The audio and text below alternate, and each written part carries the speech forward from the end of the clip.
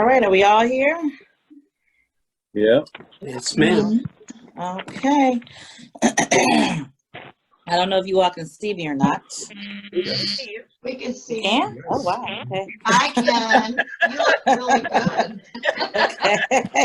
Okay. Okay. Very good. Well, I have my gavel. Lipstick on. Got lipstick on. Hairdo. I get to dress up every 2 weeks. So, okay. So here we go. If everyone's here, we'll gavel on in. I'd like to call the Wayne County Commission to order. This is reconvening of the first day equalization meeting called to order on April 14. We are coming back from recess to conduct our business of equalization. Madam Clerk, roll call. Commissioner Anderson?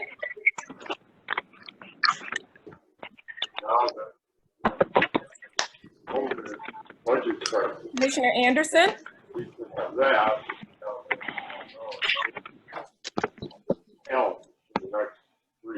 Commissioner Basham? Here. Commissioner Baydoun? Here. Commissioner Clark Coleman? Here. Commissioner Daub? Here. Commissioner Hattis? Present. Commissioner Killeen? Here. Commissioner Knizik? Here. Commissioner Marecki? Here. Commissioner Baker McCormick?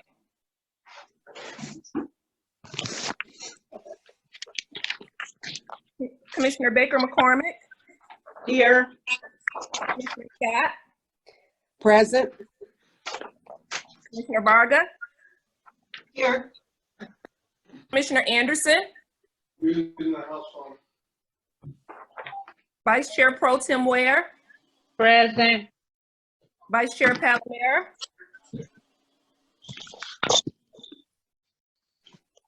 Vice Chair Palomera?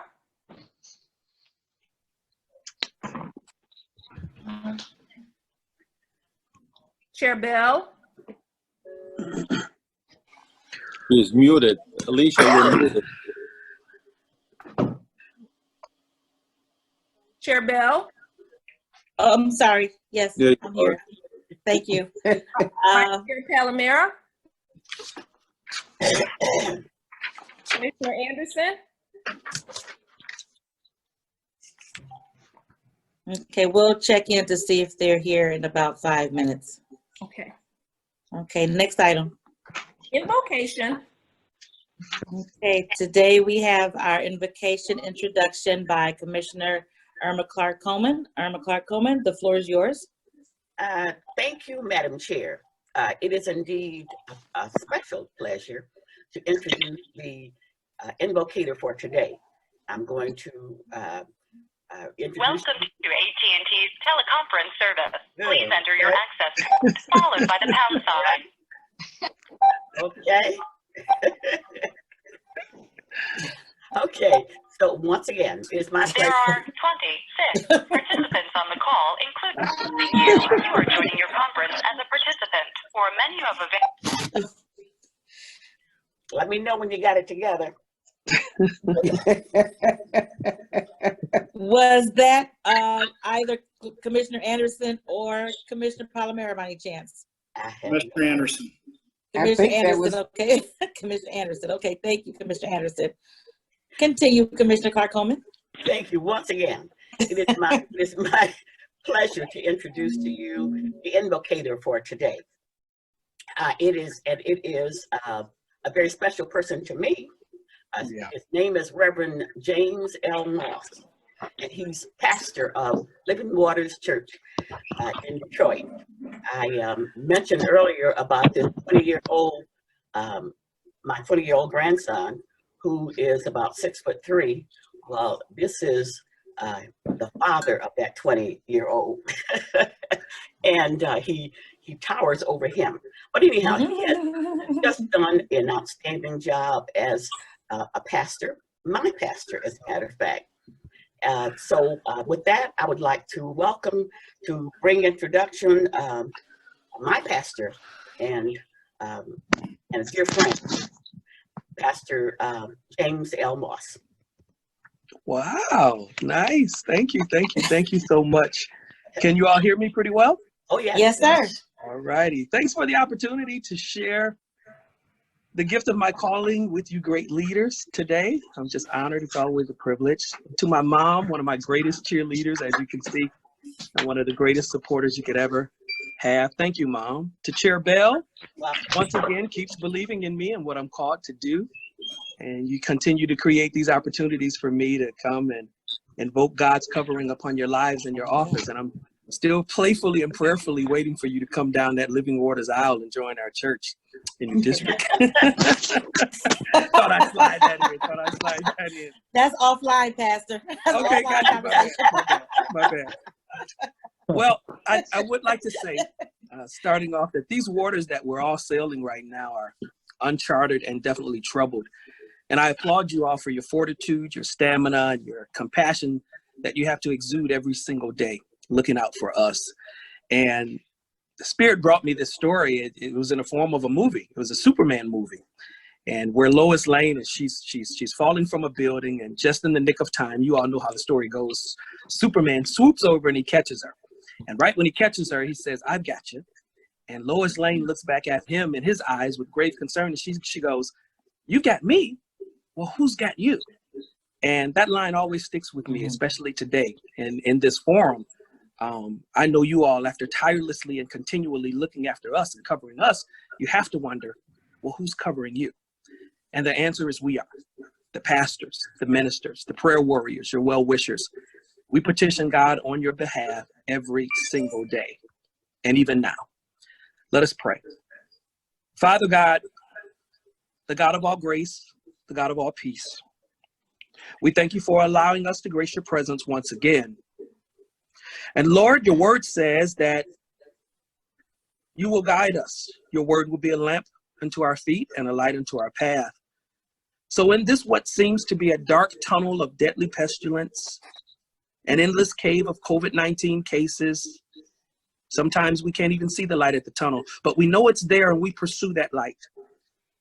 We uphold the lamp, which we know in our heart of hearts is the illumination of Christ Jesus. Now bless these leaders, Father God, in every meeting, in every decision that they have to make, in every petition that they have before our country, our communities, every phone call, every house call, every cry for help, for every tear that they see that is not accompanied with an explanation. Bless them for not being just an essential worker, but an essential vessel, graced with the responsibility for keeping your precious jewels, your creations, the twinkles of your eye out of harm's way. So now, God, I invoke your covering. I invoke your protection. I invoke your comfort, your wisdom and understanding, and your knowledge. Inundate them now. Submerge them with the compassion that it takes to care for our brothers and sisters. And like you, Father, let us move in excellence. Let us move in love, that there will be no divide, no dissension, for every life matters. Every community is important. Everybody is relevant. I call upon it now by the power that you have vested in me. And yea, though I walk through the valley of the shadow of death, we will fear no evil, for thy rod and thy staff will comfort us. Yes. For goodness and mercy will follow us as we prepare to dwell in your house forever. Bless everyone under the sound of my voice. Give them the stamina and the courage to not be afraid in this wartime. In Jesus' name, amen. Amen. Thank you. Thank you, sweetheart. Amen. Yes, Amen. ma'am. Thank you, Pastor. Thank you for blessing us, as always, with your presence and with your prayer. We certainly appreciate it, especially in these trying times. Thank you so much. Thank you. My pleasure. Thank you, Commissioner Clark Coleman, for inviting Pastor Moss to join us today. We appreciate you as well. Thank you so much. All right, Pastor, have a wonderful day. You're feel free to stay with us as long as you like. Okay, thank you, Chair Bell. Thanks, Mom. Go get some breakfast now. Right, okay. Thank you. Next item, please. Next item, reading, correcting, and approval of the journal. Vice Chair Pro Tem Ware. Move approval. Palomera supports. Moved and supported. Any discussion? All in favor with a voice vote, say aye. Aye. Aye. Aye. Any opposed? Any opposed? Any abstention? Ayes have it. Next item. Report from the chair. I just want to thank you all for reconvening today on our meeting. We had a Ways and Means meeting this morning. As was spoken on the 14th, this is our equalization meeting, which is mandated by the state. So we have that report to come to us further down in the agenda. But that's all that I would have for right now. Thank you. Next item. Unfinished business, there is none listed. We are moving to page 2 of the agenda, offering of all petitions, ordinances, resolutions, and presentations. There are 2 resolutions listed on the agenda and an additional resolution listed on the addenda. Resolution number 1 is a resolution by Commissioner Ware recognizing April as National Volunteer Month, April 19th through the 25th as National Volunteer Week, and acknowledging and commending the countless volunteers for displaying true heroism and providing care and assistance to those in need. Vice Chair Pro Tem Ware. Move approval. Support. It's been moved and supported. Discussion. Vice Chair Pro Tem Ware. Thank you. I thought that generally every year I always submit a resolution for our volunteer week, but it was especially important this year because in addition to us honoring every day our healthcare workers and our first responders, we have a lot of people that throughout Wayne County is stepping up to the plate and volunteering, whether they're helping with Meals on Wheels or food pantries and companionship lines calling to check on the seniors and disabled. So I just want to give a shout out to all our volunteers throughout Wayne County and really the state of Michigan for stepping up to the plate and showing the whole world that we care about our neighbors. Thank you. Thank you, Commissioner. Is there any further discussion? Any further discussion? I don't see any hands. So at this time, I will take a voice vote on this first resolution. All in favor, say aye. Aye. Aye. Any opposed? Anyone? Anyone wish to abstain? Okay, I think Commissioner the Bell. ayes have it. Commissioner Okay. Bell, Yes, can, Commissioner Clark Coleman. yes, I would like it if she would open it up for co-sponsorship. Yes. I'll support that. Is that okay with you, Vice Chair Pro Tem Ware? That's great, yes. Okay, so to acknowledge co-sponsorships, let's, anyone who would not like to co-sponsor, say aye. You would not. Okay, then clerk, let's record all commissioners as co-sponsoring the first resolution. Duly noted. Thank you. Next item. Item number 2 is a resolution by Commissioners Bell and Hattis, respectfully requesting and strongly encouraging the Michigan Department of Licensing and Regulatory Affairs, Bureau of Community and Health Systems to increase the number and frequency of its inspections of nursing care facilities in Wayne County to ensure that the facilities are implementing all precautions necessary to protect the individuals residing and working in the facilities from COVID-19. Thank you. Commissioner Hayes.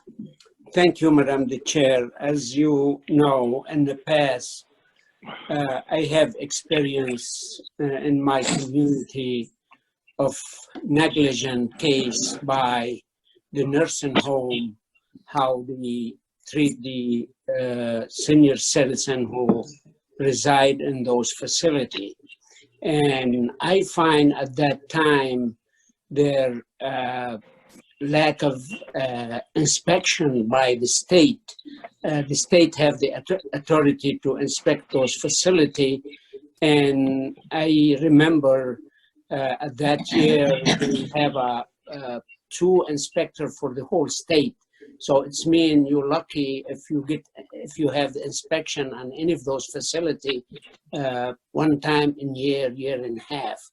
And then when this situation here with the epidemic happened, I hear many senior citizens dying and some employee get affected in those senior citizen facility, nursing home facility. So it really came to my mind, we need to do something to make sure those facilities have proper inspection to make sure they follow the procedure. And some cases too, they hire non-qualified people to give medication to the senior citizen. We find a lot of violation at that time. We end up shut down that facility.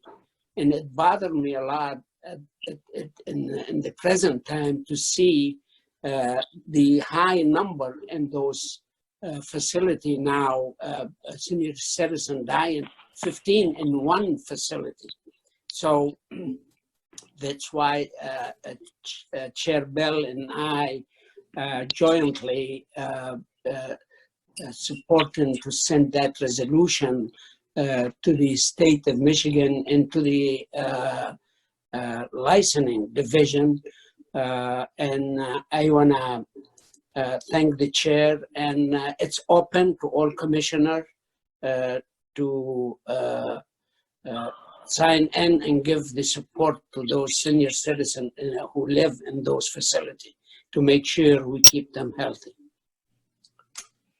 Okay, so Commissioner Hayes, you're moving this item? Yes, move in, and it's open for all the commissioners to join on. Okay, I'll it's been support it, moved- Scott. Moved by Commissioner Hayes, supported by Commissioner Scott. For discussion, Commissioner Basham. Thank you, Madam Chair. So we passed this feel-good resolution. I'm about implementation. So where specifically does this go, and how do we hold folks responsible? Can I respond, Madam the Chair? Yes, Commissioner Hayes. Yes. And really, if we want to think in realistic approach, the state doesn't have enough inspector, I think. I hope they surprise me and prove me wrong. And I really was thinking to discuss that with the chair in a very near future to see if the state willing to allow each county health department inspect those facilities and within that county. Like that, we could have a direct involvement. At the present time, the county cannot go and inspect those nursing homes. So they need to change the system or hire enough inspectors and make sure it's an unannounced inspection. Because in the past, they used to let the nursing home know when they come in.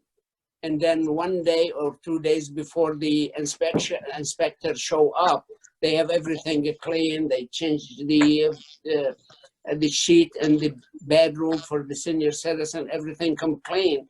And then when the inspector leave, then it's 2 or 3 weeks before they go back and check on those senior citizens.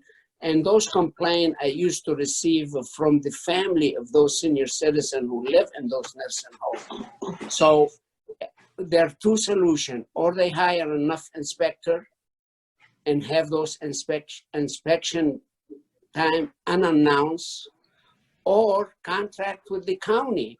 Each county could do, we have enough people and who could hire people to do proper inspection on those nursing homes. I'm gonna give you what I remember, it's been a few years, one nursing home company have 1 or 2, they collect revenue, $33 million, and they show expenditure only of $13 million. They have enough money to make sure the facility is well run and abide by the rule and regulation. So we need to discuss that further. How can we recommend to the state if they allow the county to do the inspection? That would be a good solution, in my opinion. Madam Chair, if I may, my point was that to pass this resolution, send it to the state and hope they do something, sounds good. But we should also CC the governor, the state senators, and the state reps, and ask for a meeting specifically so that we can discuss this item, so that next year we're not passing another item that it sounds good, but at the end of the day, if you drill down on it, it's just like Commissioner Hayda said, they're not doing it, and we don't have the responsibility to do it. So if this is important, and I think it is, then we should pass this resolution, send it to our state legislators and the governor's office, but also move for a time specific to have a discussion with Health and Human Services to dig down into this thing to see if we can actually resolve it versus pass another resolution next year.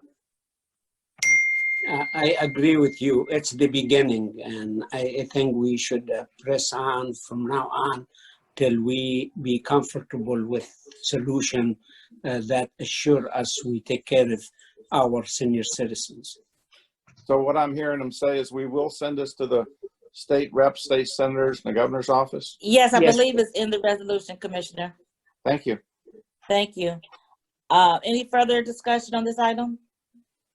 Colleen, Madam Chair. Commissioner Killeen, go ahead. Thank you, Madam Chair. I'm in favor of the resolution, but I just want to, for the record, the Wayne County Health Officer, when there is a health emergency in a county, is it within the power under the law for the health officer to just go ahead and do the inspections? Does the health officer for counties have that power when there's a crisis within their county, not to wait for Lara or the state, but to be able to go in under their powers and inspect these facilities? That's my question. Commissioner, as far as I know, yes, because our Wayne County health inspectors did do some compliance work after a spike in nursing homes. I don't know if there's anyone on the phone from the department that can expound on that.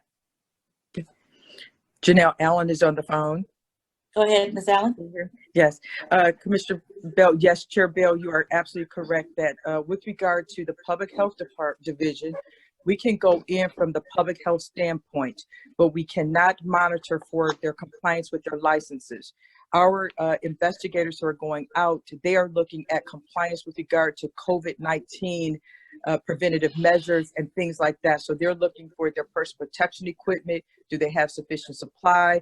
Are they using it properly? We are also coordinating with the state, as you may have heard or read, with regard to getting test kits so that all residents and staff in the nursing homes in Wayne County will be tested. So again, yes, the Public Health Division can go in just from a public health standpoint and say monitor and even follow up ensuring compliance, but not with regard to all of the other licensing requirements. Thank you for that. Thank you, Madam Chair. Good clarification. Thank you. Any further discussion on this item? Hearing none, all in favor, please say yes. Yes. Aye. Yes. Aye. Aye. Any opposed at this time? Anyone wish to abstain? Okay, the ayes have it. Commissioner Haddis, I think you asked for the board to be open for co-sponsors. Yes, yes, Madam Chair. Okay, now open for co-sponsors. If you'd like to do that, I think the best way to do this. Commissioner Killeen, you're on the telephone, correct? Correct. Everyone else, you're on Zoom, correct? Yes. I'll do a voice vote for it, but I think the next time we do, we may do a hand under the participants to raise your hand. But for co-sponsors, say aye if you'd like to co-sponsor. Aye. Aye. Aye. Aye. Aye. Anyone not wanting to co-sponsor? Okay, clerk, 14 co-sponsors to the resolution. Duly noted. 13. Thank you. Next item. We are moving to the first addenda for item number 3, a resolution by Commissioner Bell declaring that it is of the utmost importance for federal, state, and local officials to have complete and accurate demographic data related to COVID-19 to ensure that resources are allocated to the most vulnerable individuals in our communities, and strongly encouraging federal, state, and local officials to allocate resources for testing, treatment, and prevention in a manner that ensures individuals' economic and social status does not determine the quality of health of and medical resources available to the individual. Entertain a motion. Move approval. Support. Moved and supported. Thank you. This resolution I thought was important because, as you all know, Michigan is 13% African American, and unfortunately, we have 40% of the deaths to COVID-19. And this is accurate throughout the country, but unfortunately, not every state and federal and even local officials collect the data needed when it comes to determining the race of the individuals. And I think it's so very important as we try to understand this disease, this virus rather, and what we can do to make sure that we are doing what the needed precautions for our vulnerable populations. So I would encourage that our state, which they have been doing, but our local officials, and I'm also sending this to Congress for some national protocols on how we can collect the data so that we know who's being affected, what areas they are living in, and then to do the appropriate measures to address this. So I think it's very important. Again, I'm sending this to not only our state officials, but to Congress. And I know this is something that they're looking as well with the Congressional Black Caucus and the other caucuses in Congress. Discussion on this item.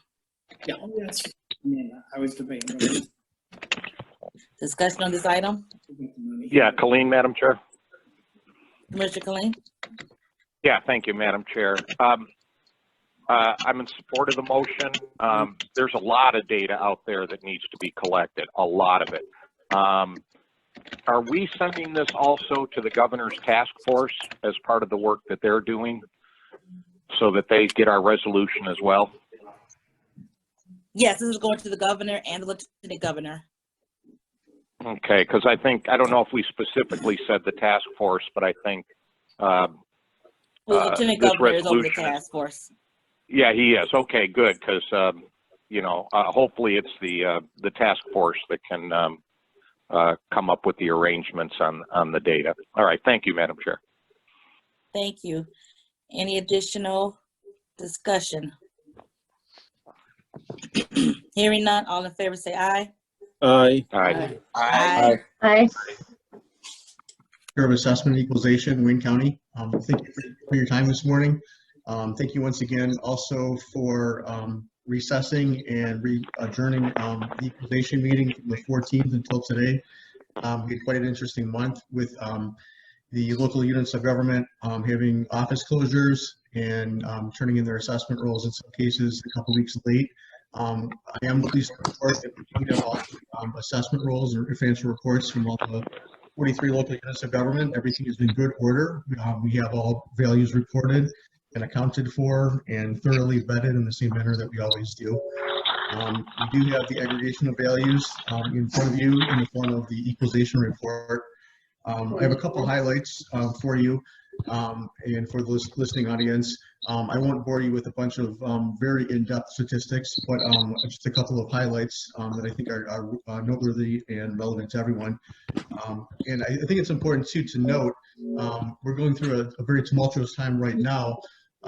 The information that the assessment division, equalization division does is backward looking, and it's backward looking a couple years. So everything that goes on is looking from April of 2017, or was looking from April of 2017 to March of 2019. So the assessments that are being studied are being developed for 2020. The sales that are being looked at are 3 to 1 year old. So all the conditions that happened very recently are not accounted for in this assessment report. So things that are happening very dynamically on the fly are obviously not being able to be captured in a report that's looking backward a couple of years.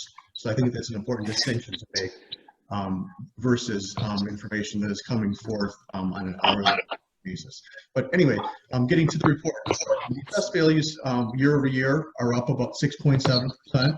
Another solid year, 2019 to 2020. Taxable values are about 4%. Scott, could you hold on 1 second, please? Yes. If everyone could please mute your phones. Everyone who can hear my voice, please mute your phones. Thank you. Continue, Scott. Thank you. Assessed values are up 6.7%. Taxable values, which is our tax base, is up about 4%. The actual inflation rate was 1.9%. So our taxable values perform double the rate of inflation. And the reason for that is because of new development activity. So that's a positive. That means that things are going on for new construction activity, and it's doubling the rate of inflation. So that's a very positive economic indicator. At least it was from 1 to 3 years ago. We have about $1.7 billion in new tax base. That equates to about 13.4 million with an M dollars in new tax revenue that will generate. One thing that is a sort of a moderating influence is that as much as the real estate market has been recovering the last number of years, we're still only at 88% today where we were of our peak in 2007. So I'll say that again. So 13 calendar years later, in 2020, we've only gotten to the point of establishing 88% of the ground of where we were in 2007, several years later. And that's our assessed values. In our tax base, we're at 83%.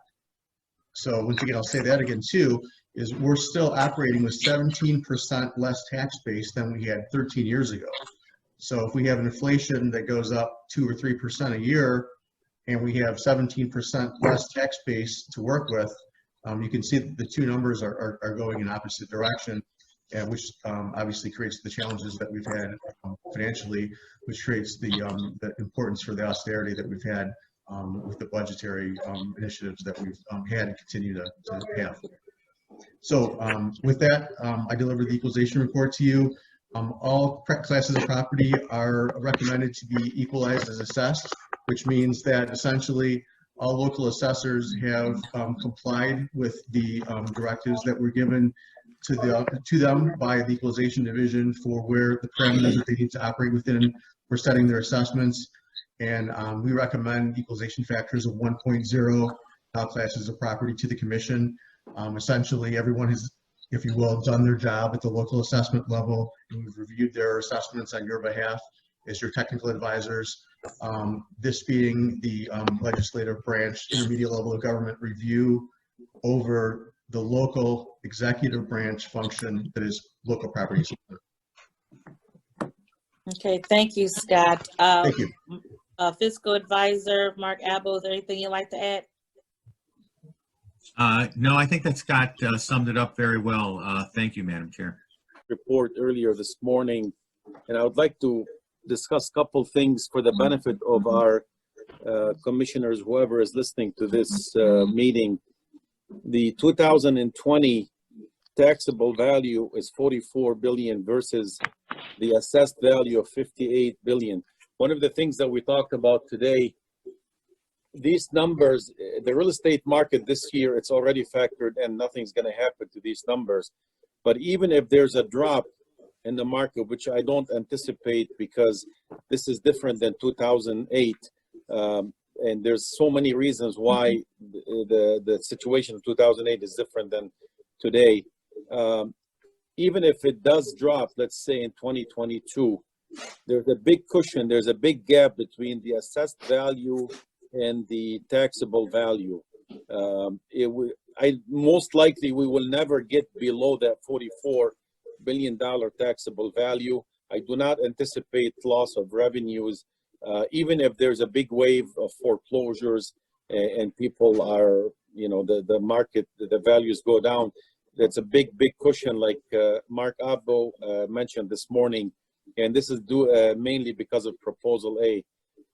And I'm very optimistic about the real estate market in 2020 and moving forward. As a matter of fact, we have so many demands right now, people just waiting so they can get back and start buying and selling real estate. So I think we're going to have a healthy market in 2020. I don't anticipate any decline because we don't have inventory. This is one of the main reasons that we have. In 2008, we had a lot of inventory. Right now, we have a lack of inventory. So that's a big factor. And we have a lot of additional measures that were put in place, like the Dodd-Frank, in terms of the banking and the lending practices. You don't have a lot of these shady loans going on, people, obtaining mortgages on homes they could not afford. There's a lot of mechanism in place to prevent what happened in 2008. So that's a good thing. We are seeing the benefits of the Dodd-Frank right now in 2020.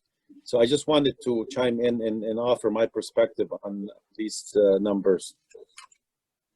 Thank you. Commissioner Anderson. Commissioner Anderson? Yes, I was just going to mention, in addition to what Mr. Abbo had mentioned about the millage rates being within local control, there's also a release valve, if you want to call it that, at the local level, when someone wishes to file a hardship situation when they appeal their taxes. I know that deadline has passed for this year, but these new rates, I don't think will take effect until next year's assessment. Is that correct, Scott? I do have one, to your earlier point, I do have one friendly amendment to that. You mentioned that the hardship or poverty exemption. There is, that process occurs concurrently with the valuation appeals in March. However, there are two more opportunities for that I should mention too, for the sake of the constituency. There is a July board review and a December board review that go on during those 2 months. So there's actually 3 windows of opportunity during the course of the year. So if a person has missed the March appeals, poverty exemption appeals period, all is not lost. There are 2 other opportunities for that. So I should mention that too as a benefit potentially to the constituency. But as far as the assessments and the millage rates and so forth for 2020, with this process, this confirms the assessments for 2020. The tax rates that will be in effect for the operating millage, which is, in our case at least, the operating millage is levied on our summer tax bills, and the rest of our millage components are levied on the winter tax bills. This body will set by policy all of the rates at the meeting that precedes the July 1st levy. So I think it's the first meeting usually in June when County Commission will take the resolution vote to set the tax rates for the 2020 tax year. So it's within this body's control to set the tax rates at or below the maximum permissible rate as rolled back by Headley. So there's a limit to how high it can go, but this body can certainly elect to levy something less. I'm not advocating for or against that. Obviously, the policy making discretion rests with this body. I'm just making you aware of when and the parameters under which that operates. Right. I think the main point I was trying to make is the process that's there for hardship or poverty exemption that can also, for those that are having serious difficulties, that would give them that opportunity.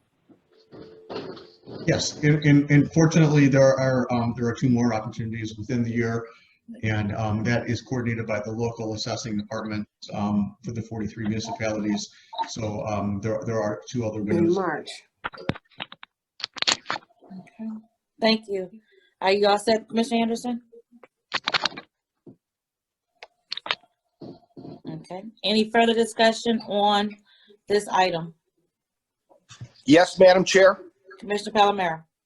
Thank you, Madam Chair. Scott, I have a question, and I probably should have asked you during the Ways and Means meeting. But for these commercial properties that have been more dramatically impacted, bars, restaurants, movie theaters, malls, does their loss of business diminish the value of their real property in any way? I mean, common sense would say that the two things would have a very significant correlation, that the business or enterprise value, obviously that would suffer, would tie into the value of the real estate. The measurement of that is somewhat indeterminate at this point. Just from a practical common sense standpoint, I would absolutely agree with you that that would stand to reason. It's just a matter of the measurement of that as realized in the level of rents that would be capitalized into the income approach that would be capitalized into value, or in selling prices that would be looked at in a sales study.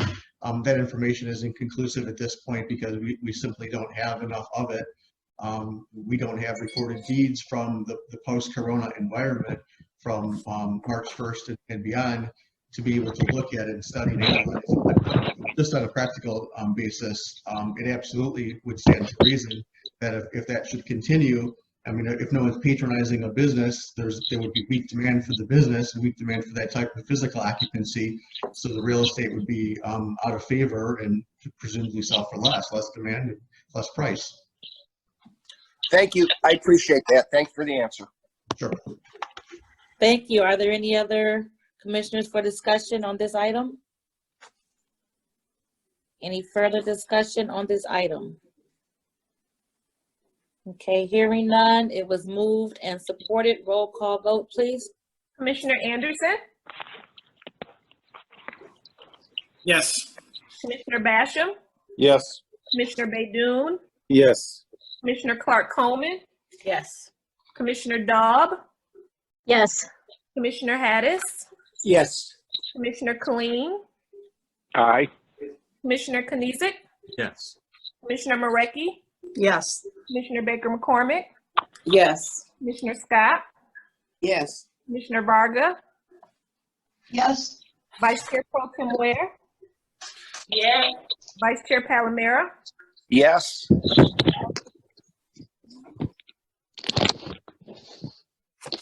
Chair Bell. Yes. Motion carries.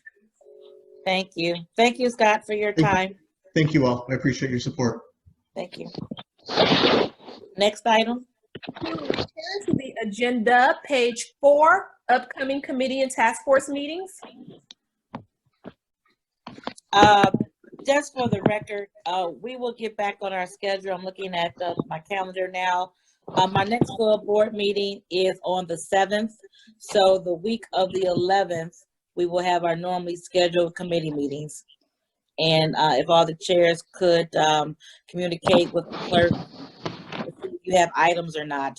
But the week of May 11th, we'll get back to committee meetings, and May 7th is our next full board meeting. Next item. Public comments. Okay, right now, if there's anyone from the public who wish to speak, you have 2 minutes to speak. And some of you have Zoom, some of you may be on the telephone.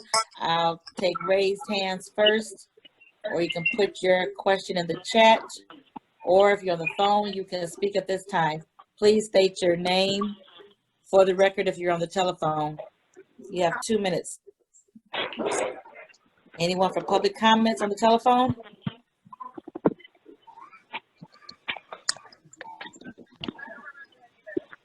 Anyone for public comments on the telephone? Make sure that you are all unmuted. Everyone is off of mute, correct? Yes. Everyone's off of mute unless you're self-muting. Anyone on the telephone for public comments?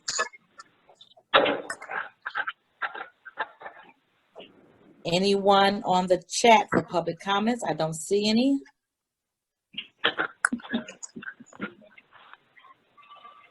One last time, any public comments, please, at this time? And again, Francesca, everyone is on, is off of mute, correct? Correct. I have unmuted all.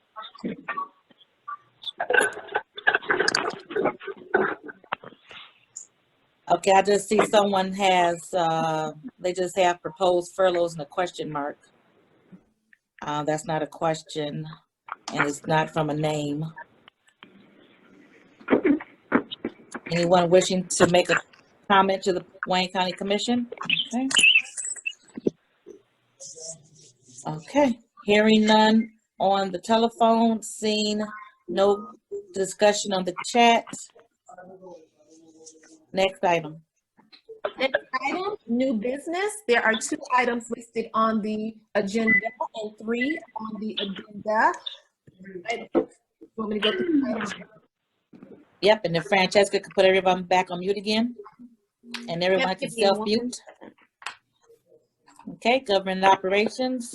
Item number 1 is requesting commission approval of a professional services contract. Your options to renew between the Charter County of Wayne and Cherry Road Technologies to configure, build, and implement Oracle's Enterprise Resource Planning Human Capital Management Enterprise Performance Management Cloud Solution. Okay, what we'll do is we'll go through and discuss each of these items, and then we'll have one motion to include all of the items in one motion. Any discussion on this first item? If someone from the administration can speak to it, please.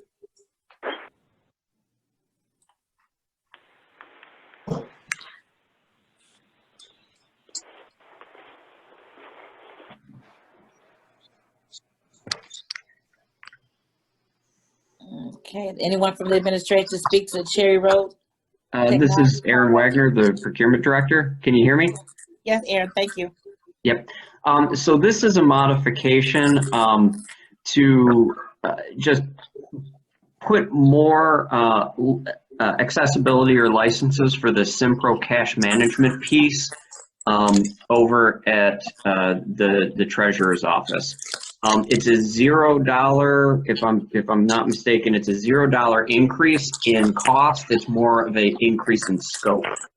We realized that we needed to connect to more banks than we originally had thought. So that's basically what this amendment does. It's not an increase in cost? No, it remains at $14 million. Okay, and the time from June 6, 2019 to June 5, 2024? Correct. So it is only an increase in work scope. And scope of work. Okay, any questions on this item? Any commissioners have questions on this item? Okay, hearing none, next item, please. Item number 2 is requesting approval of a $250,000 census grant to be awarded to the Charter County of Wayne from the Michigan Municipal League. Okay, and Andy, who's from the administration to speak to this? Madam Chair, Daniel Baxter's on the line. Mr. Baxter? Hello and good morning, and thank you for this opportunity. Just want to share a little bit about this particular grant. It was awarded to us by the Michigan Municipal League, and it is specifically designated to assist in terms of making sure that we get accurate and complete counts from historically undercounted communities. Those communities are Hamtramck, Highland Park, Ecorse, River Rouge, Inkster, Melvindale, Romulus, and Redford. Our objective is to provide support to them in terms of outreach efforts, whether it's phone banks, town halls, or any forms of medium that will give us an opportunity to reach out to those communities and the citizens in those communities. Those funds have to be spent by July 31st, and anything that's not spent has to be reimbursed back to the Michigan Municipal League by August the 31st. Commissioner Bell? Commissioner Irma Clark Coleman? Yeah, Daniel, recognizing the atmosphere right now, and understanding that I think the census has been extended to October now, right? The date. Yes, it has. Do you think you might touch base with the league to see if you can extend that date?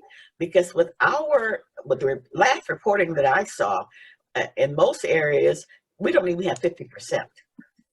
So it is going to be important for us to do all within our power to get that word out. And we don't know how long it will be before we can actually start canvassing for that census. So I'm concerned that August, we might not be enough time for us to do that. So my question is, can you check with them to see if you can extend that date?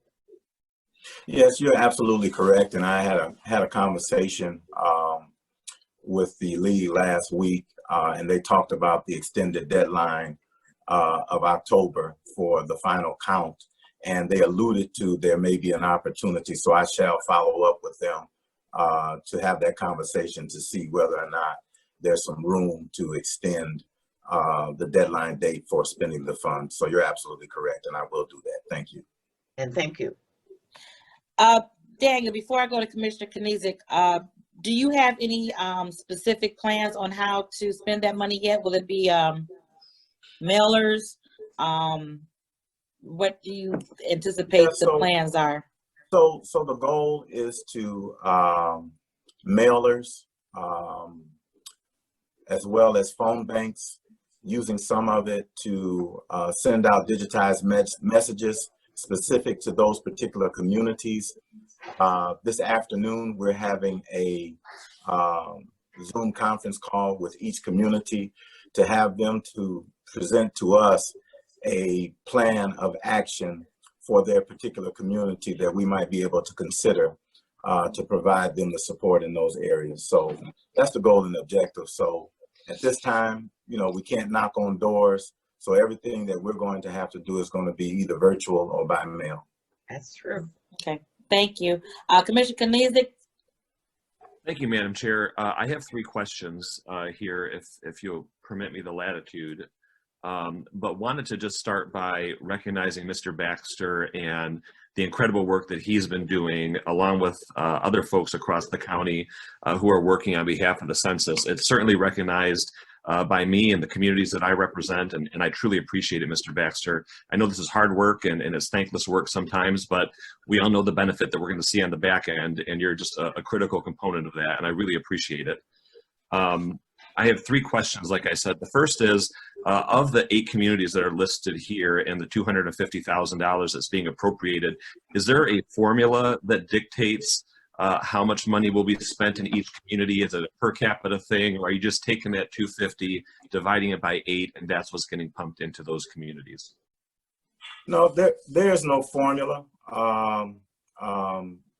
in terms of how we spend the dollars. And it's going to be contingent upon the need of the community. I believe Romulus is one community where the census returns are pretty hardy. They have a 65% return rate at this particular time, whereas maybe a community like Highland Park, who is struggling a little bit more with I think they're right at about 35% or so in terms of the response rate.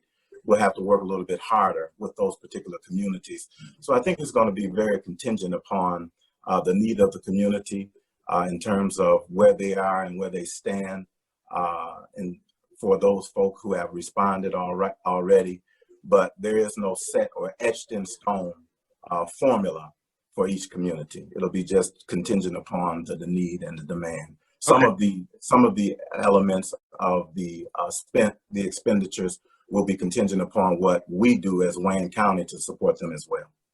Okay, thank you. And then I'll just roll the second 2 questions in as one. My first was, obviously I'm interested because Redford Township is in my district, and I see it on the list here. And so I'm curious as to how that is going to be communicated. Commissioner?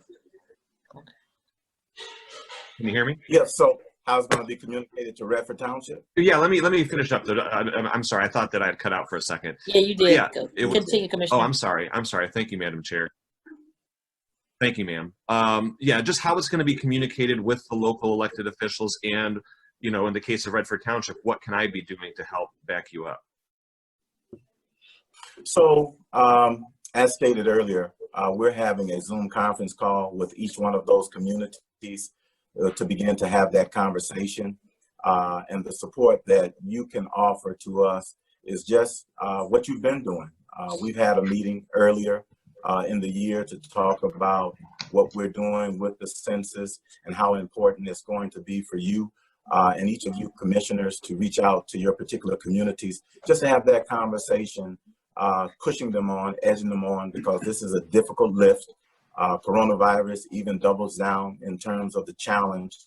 So that's the kind of support that we really need from you guys, is to just keep that conversation going when you have meetings with those local jurisdictions, to just encourage them, check on those numbers. And if there's anything that we need to do, if they give you recommendations in terms of what support that they need from the county, we would love for you to share that with us. Thank you, Mr. Baxter. I appreciate your time. Yeah. Okay. You all set, Commissioner? Yes, ma'am. Thank you. Okay, Commissioner Baker McCormick. Thank you, Madam Chair. Mr. Baxter, I just had a question in reference to Detroit. I see that that's not listed in this. Yes, is it because we have our own pool of funds, or is it something else, some other reason? Yeah, you hit the nail right on the head. Communities such as Detroit, Dearborn, as well as Canton, they were able to apply for a grant, so that's why they've been excluded. Great. Okay, and then staffing levels with the 250,000. Do you anticipate so many staffers, because you're looking at just mailing, I guess, and not doing any door-to-door? So do you know what your staff levels look like? Not at this time.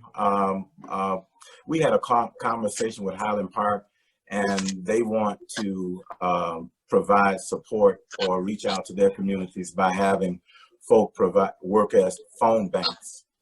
So we'll look at that and look at each individual community to determine whether or not there is a need for staff at this particular time, and make that determination upon that conversation. So, but at this time, we do not have a need for staff to support this particular endeavor. Okay, so most of the funds would just be used for mailing and administrative, or mailing, phone, town halls, town. phone banks, digitized text messaging, those types of efforts, so that we won't have to spend too much money from an administrative standpoint, but all that money really, we want that money really to flow to reach out to each constituent within those communities. Great. Thank you. Thank you. Commissioner Varga. Madam Chair. Thank you, Mr. Baxter. Oh, Commissioner, I'm sorry, Commissioner Mr. Scott, I have you right Baxter, after Commissioner Varga. Commissioner Varga, go ahead. Thank you. Mr. Baxter, would it be possible for us to sit in on those meetings that you're having with the communities?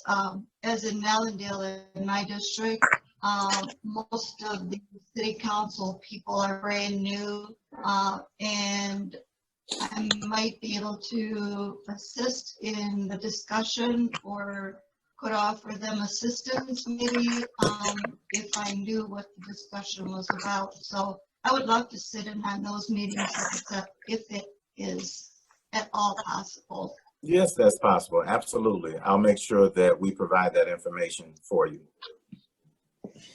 Will that be today? Today at 3 The o'clock, meeting yes. with Mellendale, do you know?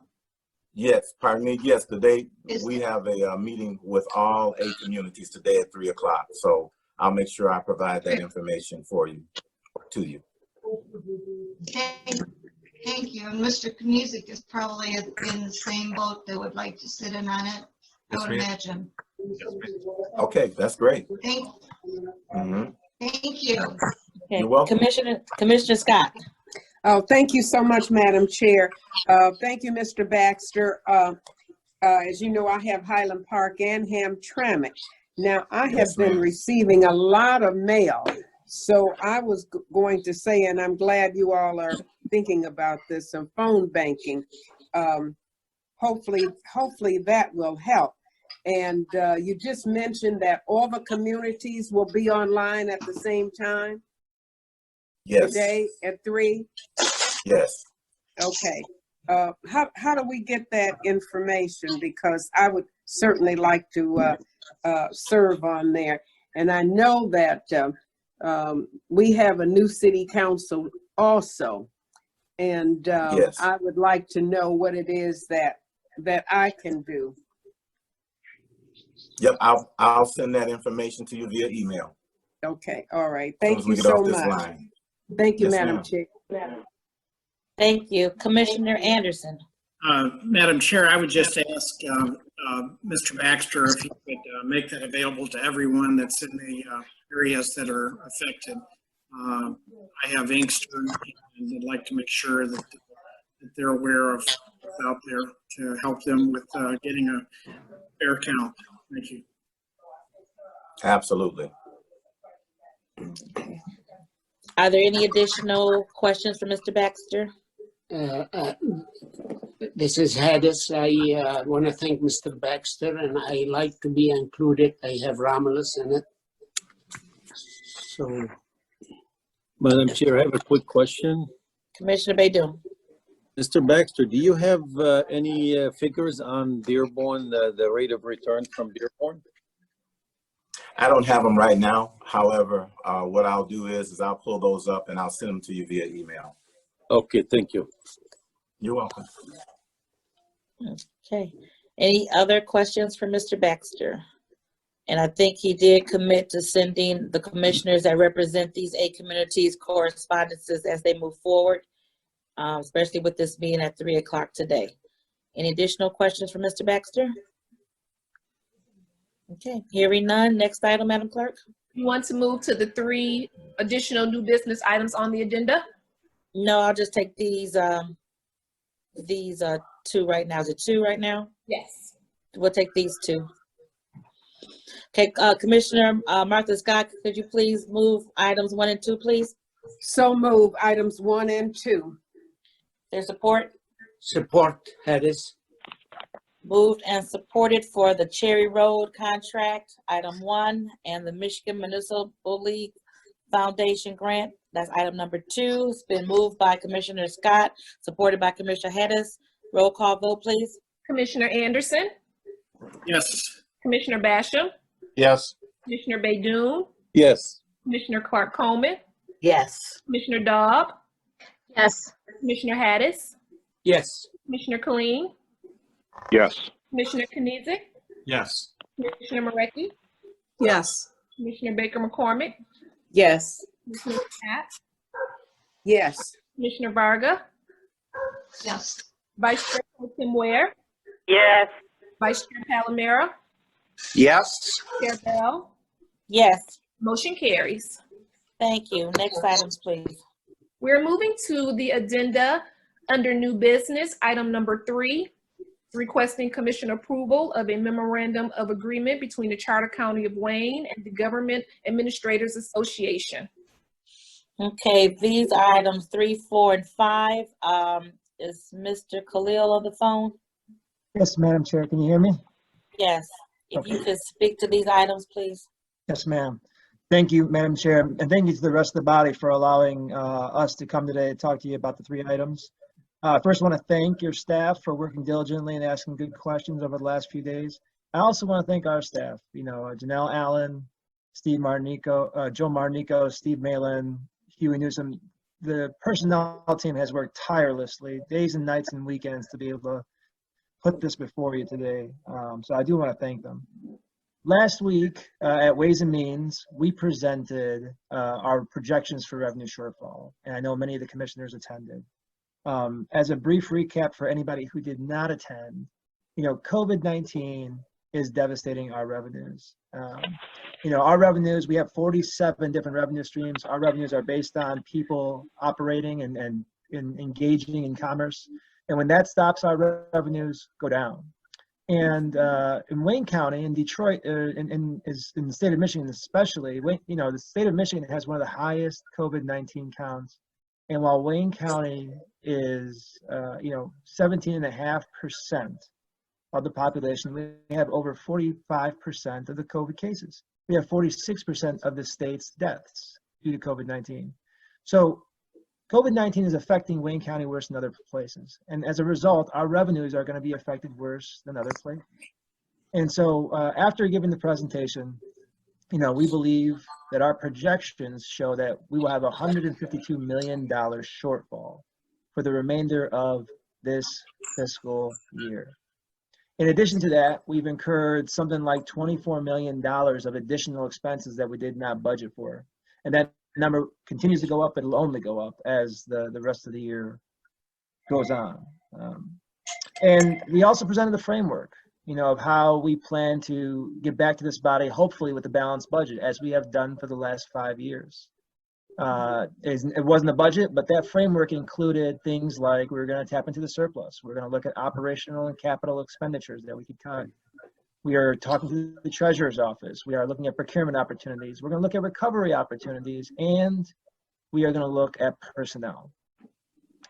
We've had some progress on many of these fronts. We are talking to the elected offices about operational and capital expenditures. We've had productive conversations with the treasurer's office. We are meeting with the commission staff this week to talk about procurement opportunities. And even though we're doing all those things, there is one place of major disappointment that we've had so far, if I could say, and that would probably be in the Recovery's CARES Act funds. Everybody knows that the CARES Act has provided local governments with some funds to fight COVID-19. Now, we've been working really hard with our congressional delegation, and we have sent letters advocating for us to be able to use those funds on revenue losses.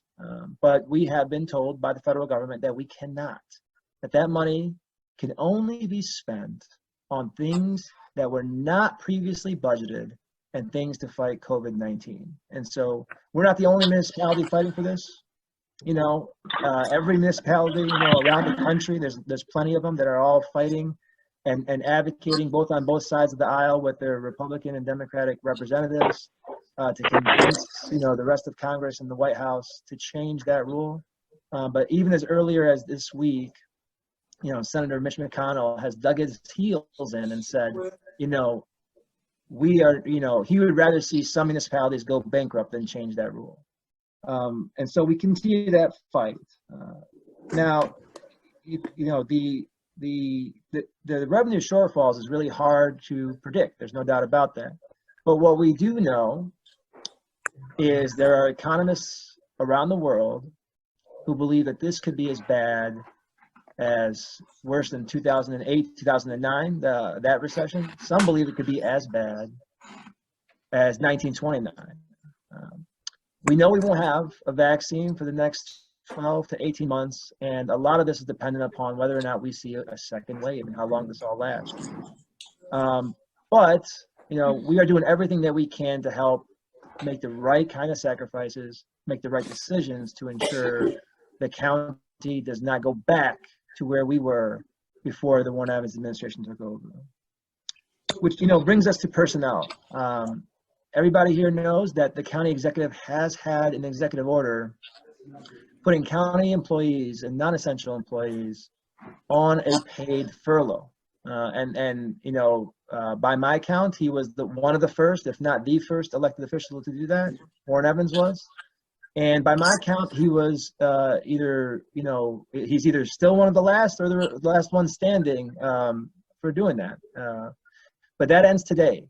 Starting tomorrow, people will have to be working because we cannot afford to continue to go down that path. We have provided a lot of people with a lot more remote access than we ever have, and the IT team has held webinars, and you can find those posted online. And for people that have to come into the office, we have taken precautions. We have disinfected, we have put up plexiglass, we have provided masks and gloves and cleaning supplies and hand sanitizers, and upon request, on a limited basis, we can provide some face masks or face shields. And so, we have to get back to work.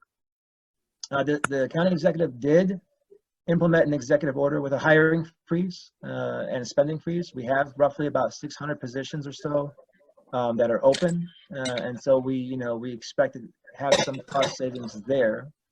But there is additional need for personnel cuts and personnel savings in a very similar way that the city of Detroit, the state of Michigan, and other municipalities around the country are doing. And that's the reason for these three new agenda items that you have before you. I mentioned last week that we had been in discussion with 4 unions, and I'm happy to say that we've come to an agreement and that 3 of the unions have actually ratified that agreement, and that's what you have before you. We are asking to allow to take up to 25% of these 3 unions on a furlough. It is an unpaid furlough where we can provide them health care benefits and help them file for unemployment. And that agreement lasts up to 90 days. It does allow the county to unilaterally extend that for 60 days, but it lasts for 90 days. We think this is obviously a necessary step to help us with cost savings, and we think this is a benefit to the union. The alternative to this will be layoffs. And the other benefit that I think is very important to the unions is, for some employees, they will either be made whole or in some cases actually make more money if they take advantage of the federal CARES unemployment laws. As many of you have heard, one of the portions of the CARES Act for unemployment will provide unemployment funds for those who get unemployed during this time at about $600 a week. So between their health care benefits, and the unemployment checks, some people will either be made whole, some will make more, and we really want to take advantage of that at this time. It was some really good, productive conversations with the unions. We did make concessions, and I think those concessions are reflected in our agreements. And so, we think this is a necessary step. Nobody wants to do this. Certainly our administration does not want to do this, but we think it's very, very important that we do it to avoid the catastrophes that our administration once faced 5-6 years ago. I don't think anybody wants to go back to that. Our administration and this body has worked really, really hard to keep us in a place where we are one of the, financially sound. So with that, Madam Chair, I will answer any questions anybody has. Okay, thank you. I see Commissioner Basham has a question. Yeah, thank you, Madam Chair. A couple of comments, couple of questions. First of all, the majority of Wayne County's revenue comes from taxes. And I understand how it affects the state and everything else, but we have a pretty steady tax base coming in for the county. And the CARES Act that was mentioned, if that changed, because I've been watching news probably 24/7 more than I've ever watched news in my life. Actually, Mitch McConnell changed his position, and now he's talking about working, from having states go bankrupt. He's actually talking about working with the Democrats. So that's the latest in the Fed that I heard. So if that happens, it could shore up our budget for Wayne County also. And also, he mentioned how bad it was in the previous administration. I agree it was bad. I agree a lot of things were happening.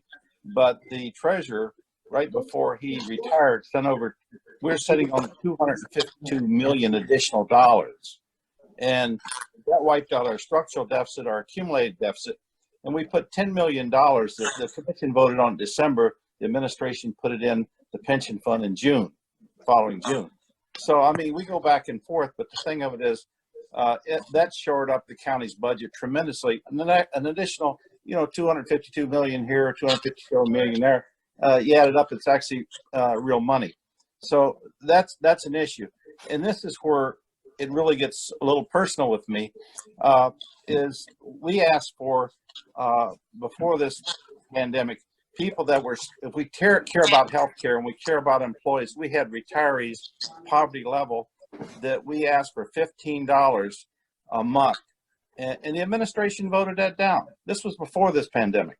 These are people that are poverty level that need the health care that could give an additional $15 a month. And we want to work with the administration, but the administration needs to work with the commission too.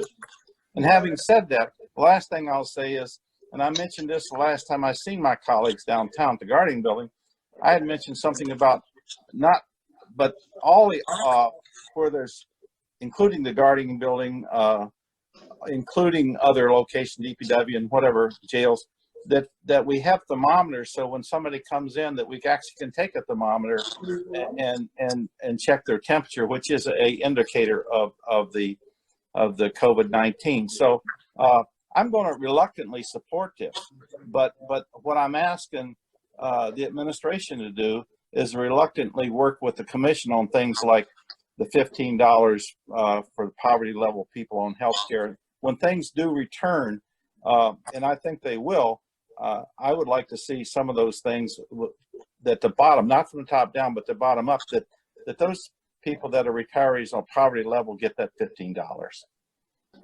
Can I hear a yes on that? Nice. Yeah, that's it. You know, there's a lot of different factors in what you just said. Thank you. I will tell you, you know, even if the federal rules change and we are able to all of a sudden use this money on the CARES Act, we will still need to cut. We will still be requesting budget cuts. And I think people are, you know, what people are saying is you have a $152 million, you know, shortfall, and you've got $24 million of additional expenses. Okay, that's, you know, $176 million. You got $180 million in the CARES Act, and that should wipe it off. You know, that's not the way it works. It is much more nuanced than that. This shortfall, the $152 million, is for the rest of this fiscal year. This recession could have implications. You just heard Scott Vanderminkle tell you that the number that he presented to you was at 83% of what it was 13 years ago. And so that was revenue sharing. I'm sorry. So this recession, you know, some predict to be much worse than what happened in 2009. And so we have to plan, we have to hope for the best. And I'm with you on that. I am absolutely with you on that. But we have to plan accordingly. Now, the other thing to that is when you talk about property taxes coming in, I will tell you that there's a couple of things to be very cautious about. The Treasurer did not foreclose this year. And we all know we usually get a transfer from the DTRF fund. The second thing I will tell you is, you know, collections are not going to be the same as they were in the past. Today, we have many more people on payment plans than we ever had. And we've got new legislation like the Pay-As-You-Stay program that dramatically affects what our property values are going to look like. We have 47 different revenue streams. You know, you may have heard a report last night on the news that the airport parking tax, or the airport, has 90% flights down.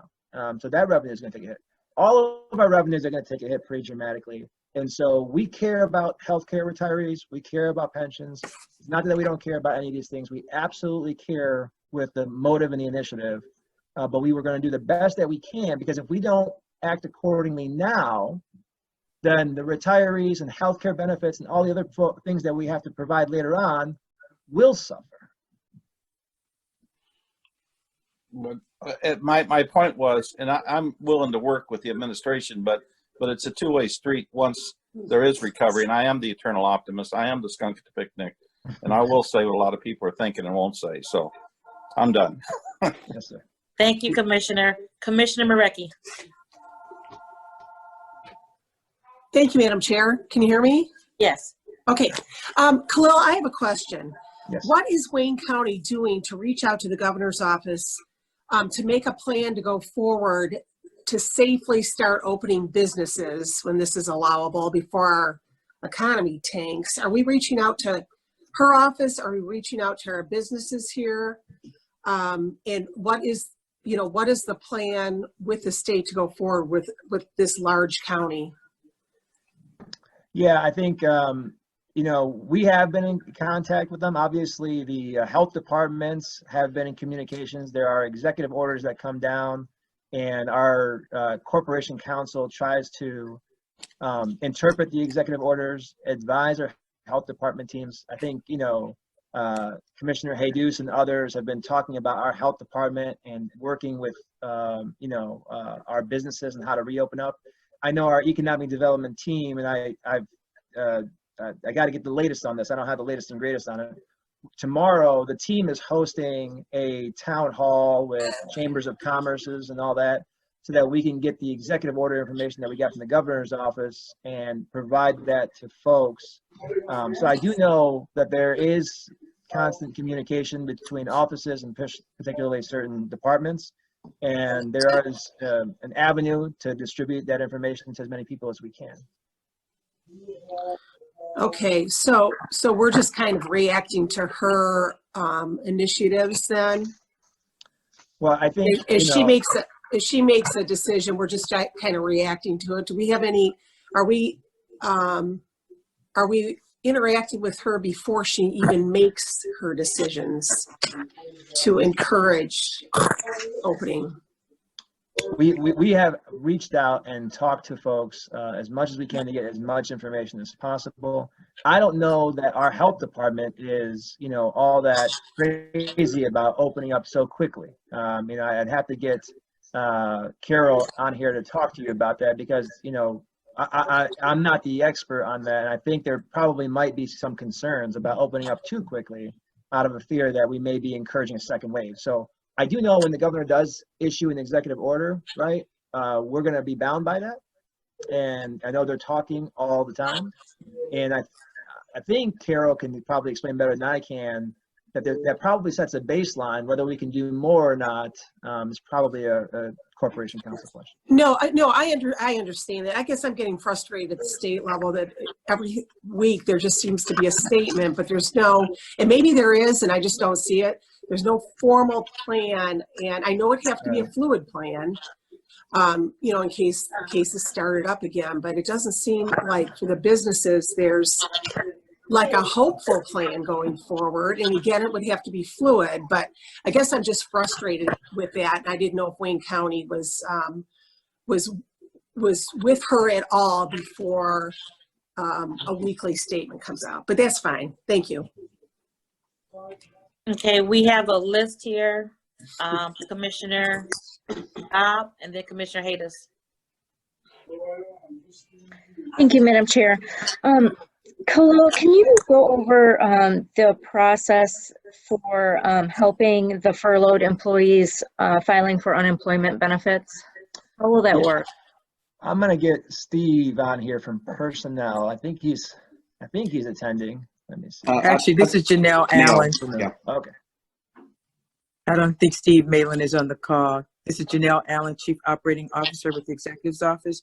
Actually, we have two staff who work with the Unemployment Bureau. So they have, there is a protocol already in place with the Unemployment Commission where an employer can apply. So our staff will actually be submitting the applications, and these are staff with our Central Personnel and Human Resources Department. Okay, so Wayne County will actually file on behalf of the furloughed employees. Is that correct? That is correct. That is correct. Okay, thank you. You're welcome. Commissioner Hayes, then Commissioner Baker McCormick. Thank you, Madam Chair. Khalil, as you negotiate those three contracts, I know you said they've been ratified by the rank and file, all the three? Yes. Okay, and then the healthcare, it's 100% stay active during those furlough time. Yes. Okay, so I know the thing we know doesn't scare me. The thing we don't know, that's what's really raised my concern. I agree with you. We don't know what's this economy going to in the near future. Could get way worse, and I hope it get better. I think I'm gonna support the three contract long as the rank and file approve of that. And I hope at the end of the 90 days, we see the positive return for their sacrifice and their support to the county, and make sure we assist them as much as we can. We have to be fiscally responsible on both sides, the union and the administration and the commission. And I think it's a step, it's a painful step, but it's a step in the right direction. So, Madam the Chair, I will support that. Thank you. Thank you. Commissioner Baker McCormick. Thank you, Madam Chair. I guess my concern is really for the employees of Wayne County. And I'm not sure if we've looked at other ways or other methods of handling this. I think for me, when we voted on the $2 million out of the general fund for businesses, but now we're saying we're in a hole and we're taking it back from employees. I'm having a difficult time doing that, although I know we're in a difficult situation due to the virus. And my understanding is that the union has approved this agreement. But I'm just wondering, is there a way in which, or have you looked at other ways to spread the burden of this? Yes, I mean, absolutely. And I think that was the basis for our, communication last week at Ways and Means. We are going to eventually dip into the surplus, don't know how much, right? A lot of this is dependent upon whether the CARES Act changes and whether or not we can, figure things out at the Treasurer's office. And we're obviously working with each elected official on operations and capital expenditures. So there's no doubt that, we're doing the best that we can. I will say that, in looking at our budget priorities, we have a set of criteria that we presented last week at Ways and Means, and that's going to be, what can we do to stop COVID-19? How do we support public safety? Because that will obviously play a huge role in stopping COVID-19, and things that are essential to the charter, and we'll try to live by those principles to the best of our ability. And we don't expect, all of this to just fall on this. I don't think this is, the agreements allow for us to have up to 25%. That doesn't mean it's going to be 25%, right? There's a lot of work behind the scenes with elected officials and the unions who provide us volunteers and those kinds of things. So we will do the best that we can to spread it around appropriately. There are going to be places where we don't cut, it doesn't always make sense to cut the health department at a time like this, right? Those kinds of things. Yeah. So do we know the actual number? What does 25% look like? Put in the wrong location. Well, we don't know what the actual number of 25% looks like, because right now we are not furloughing 25%. We have worked with the elected offices, and folks have provided us a list of non-essential personnel.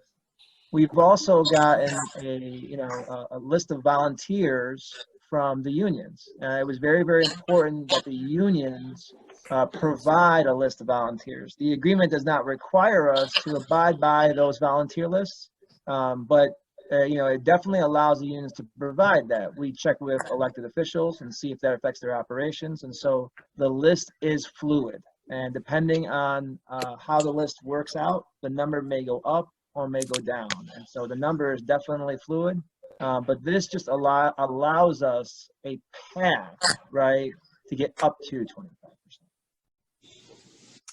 Thank you. Thank you. Commissioner Irma Clark Coleman, then Commissioner Baydun. Thank you, Madam Chair. Khalil, first of all, you said that did you say 3 unions agreed to this? Yes, ma'am. These are the ones that are mentioned here on this resolution, right? That's right. What is the union that did not agree to it? The ASME non-supervisors union. Okay. And how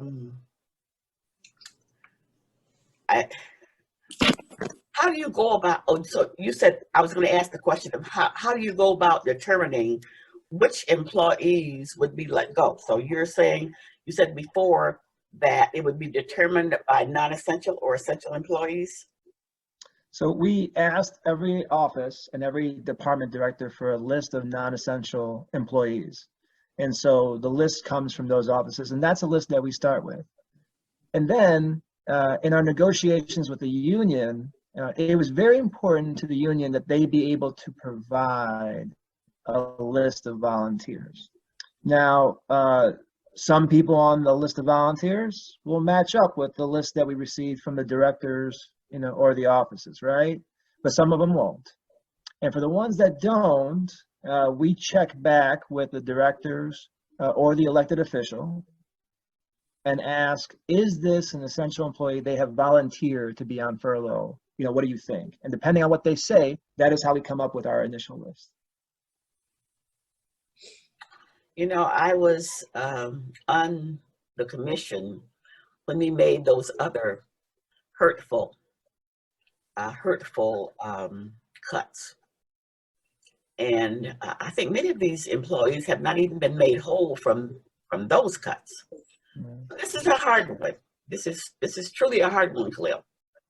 I'm listening to the commission now. Okay. Commissioner Baydun. Thank you, Madam Chair. Khalil, you mentioned that the shortfall is going to be about 180 million. Is that about what I heard? Total? Well, it's 152 million, and we have approximately 124 million of additional expenses we didn't account for as of last week. So combined, that looks like 76 million. Okay, so for the CARE Act money, are we working with the members of Congress? I think you mentioned that earlier. What are the chances that the federal government would allow the county to use this money, to cover up, to cover the shortfalls in their operations? Because a lot of counties would just go bankrupt. They would go out of business. We're the largest county in the state of Michigan, and we account for a big percentage of the economy in the state of Michigan, in Wayne County. So yeah, your guess is as good as mine. We have been working with our congressional delegation on a weekly basis. We talk to them every week. Madam Commissioner is on the phone. The chairwoman is on the phone with us every week with our congressional delegation and a lot of our mayors and supervisors. Every municipality really, around the country is asking for this. We're not the only ones. What we know right now is, there are probably some expenses of the 24 million that are probably reimbursable, right? There are masks or face shields or gloves. Those things, we've got a real strong argument to have those things be reimbursable. The paid furlough or hazard pay, we don't know. That's part of that 24 million. We have been trying to see clarity on it, but the truth is we were one of the first to do paid furloughs. We were one of the last to do paid furloughs. And so it's been an interesting conversation with both our congressional delegation and our lobbyists. But the one thing we know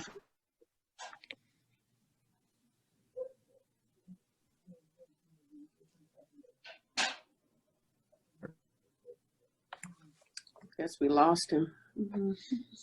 Uh-oh. Khalil, go to another part of your house. How about now? Can you hear me now? There you go. Okay. Okay. What we do know is revenue loss is not eligible. And that is posted on the Department of Treasury's website.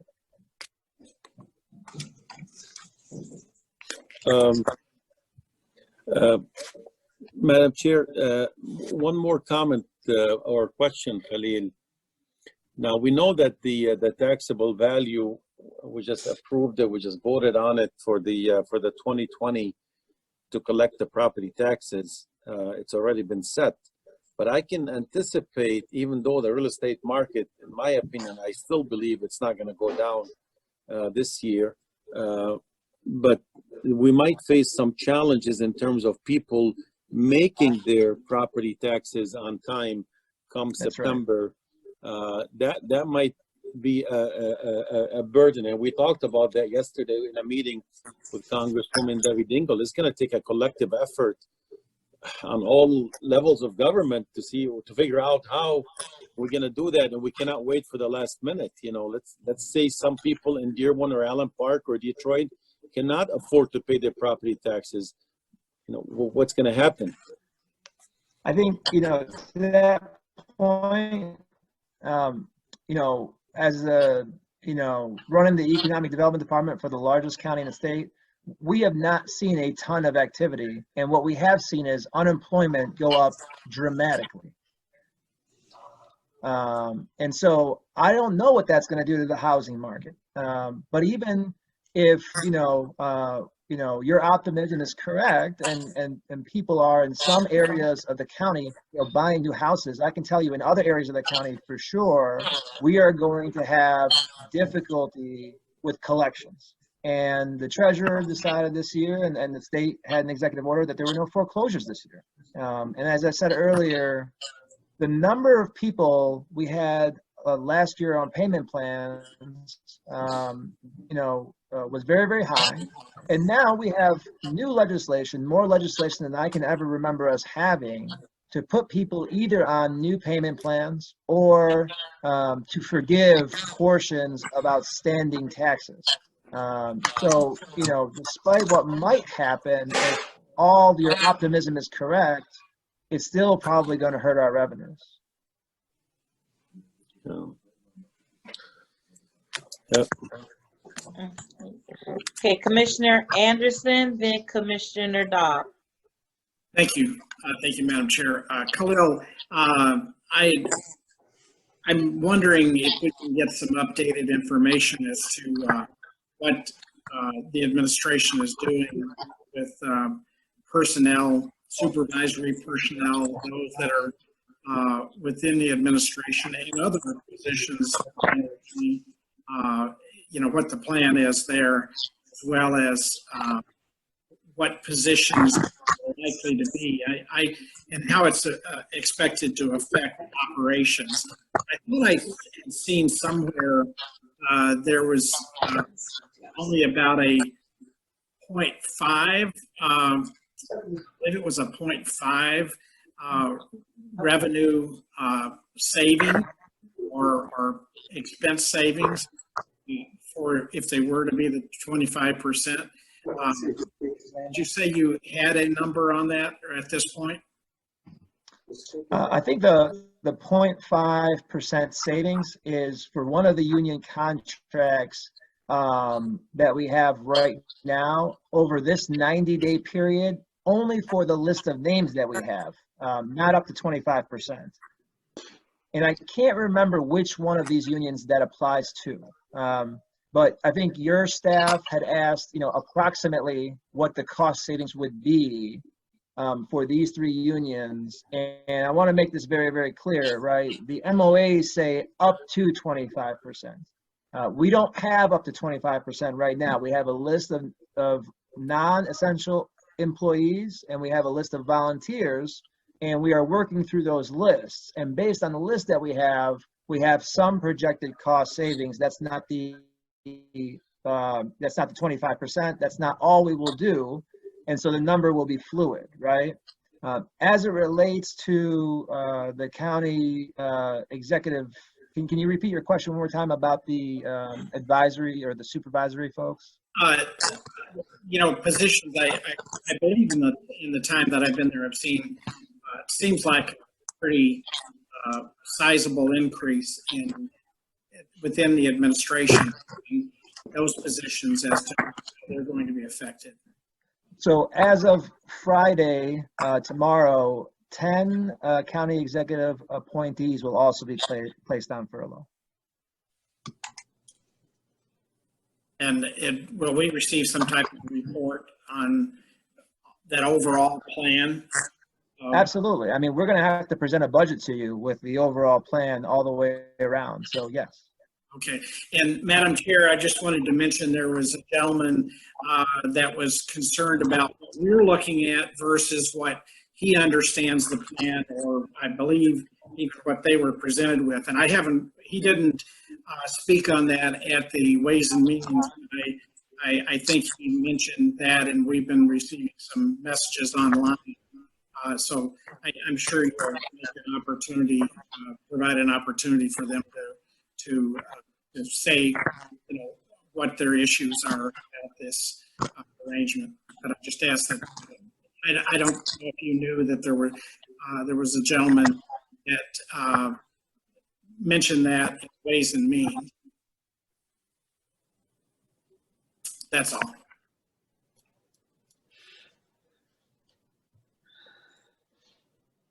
That's all I have.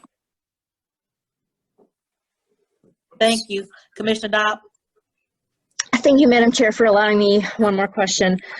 Khalil, so you stated that the AFSCME non-supervisors union did not ratify a memorandum of agreement for the unpaid furloughs. Can you explain what will happen to those employees? Layoff notices will be sent by the end of the day today to start. It may happen in phases, but layoff notices will be going out. Okay, so as opposed to the unions that did agree, those employees will be on temporary unpaid furloughs, and they'll keep their health insurance benefits and get help with the unemployment benefits. That's right. Okay. Is there any chance still for AFSCME non-supervisors to ratify a memorandum? We as soon as we were notified that they did not want to ratify the agreement, we reached out to their leadership and let them know that we're always available to talk, and we're still available to discuss. Okay. Okay, thank you. Madam Chair. Commissioner Scott. Thank you so much. Thank you, Khalil. Did you all think about this before you gave that second round to the businesses to help them with their businesses before we help our own staff people that are working? Madam Commissioner, the round of the funds did not come from the county executive. None came from the county at all. Is that what you're saying? No, the money came from the county. Okay. But it was requested by members of the commission. Right, it certainly was. But I'm asking you, did you all think about that? Did you tell those who were asking for that second round that you had to look at what's going to happen to the employees that are there? And then secondly, I know you indicated that you were going to work with those, not you, but someone on staff said that, that you would work with them to get unemployment, right. Now, are you going to help these people with AFSCME, even though they didn't go along with you? So I don't know. I don't think we can. I don't know that we're going to. Oh, they have to go on their own. Is that what you're saying? Yeah, and I mean, everybody still has to file for unemployment. Well, what happens is when you file for unemployment, the state checks with the employer and they ask if you challenge the unemployment, those kinds of things. I think what we can do to help is provide the state with a list of all the people that we have on furlough and say there's no reason to challenge this. We are providing you this list of people we are putting on furlough to make the process a lot easier. You're not recommending that they don't get unemployment though, are you? Not at all. Okay.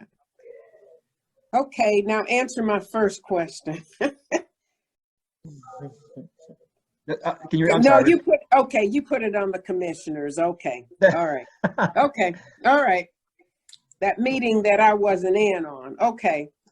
But thank you. The one thing, Madam Commissioner, I will say is that the $2 million is a loan. That money is supposed to come back to the county. Okay. I guess I'm talking about what's happening right now, though. Okay. All right. Thank you, Madam Chair. Thank you, Commissioner. Commissioner Marecki, then Commissioner Baker McCormick. Thank you, Madam Chair. Khalil, since you mentioned the CARES Act money and that the need for that to be devoted to COVID expenditures, will that mean that any of our local groups, the 43 communities that have bought any of the equipment for their area, the COVID equipment, would they be reimbursed at all through the CARES Act money? No, this expense is just for us. The money went to municipalities that have 500,000 people or more. So the city of Detroit got their own allocation. The county of Wayne got our own allocation. There's some counties that got their own allocation. And then there's the state of Michigan that got, I believe, the state got an allocation. So for the smaller municipalities, I don't quote me on this, but it's my understanding that for the smaller municipalities expenses, if they want them reimbursed, I think they have to go through the state. Okay, would that be, would FEMA have anything to do with this? Yeah. Would they go through FEMA at all, or would that go through the state to FEMA? Yeah, I don't know the answer to that, but I believe based on everything else that I'm seeing, that that's probably right, but I wouldn't quote myself on it. Okay, thank you, Madam Chair. Okay, Commissioner Baker McCormick. Thank you, Madam Chair. Just wanted to clarify two things, if you can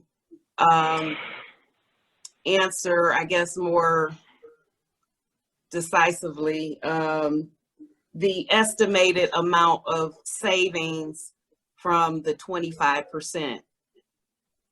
Don't know. We can't estimate it at this moment. We don't have all the names of the 25%. We're not putting 25% on a furlough at this moment. But the moment Right. But what I guess what I'm asking, have you looked at the numbers and said, okay, based on 20 employees, we would estimate that we're going to get or save this amount of dollars, or 100 employees, then we're going to save X amount of dollars? No, because not every employee makes the same amount. And the one thing that is very, very important to the unions is seniority. And so depending on what that list looks like in the end, and depending on each individual person's salaries and fringe benefits, the number changes. Okay, so are we trying to get to $180 million in savings with the furloughs? Of course not. No, the furloughs will never get us anywhere near to $180 million in savings. No, of course not. But our hope is to present a balanced budget to the commission. And in order to do that, we need some flexible ways of being able to do that. This is the least permanent, most flexible way that I think we can get to, because it is a temporary furlough. It does it for 90 days, right? And so we are absolutely looking for flexibility in what we're trying to plan for. Okay, so we just don't have any idea of how many employees, how much of a savings any of this is going to help with at this point. We have an idea of how much savings we have for the names that we have. We don't have an idea of how much savings. So what names do you have?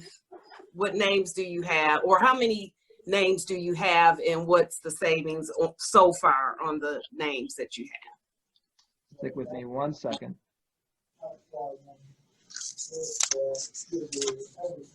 So for the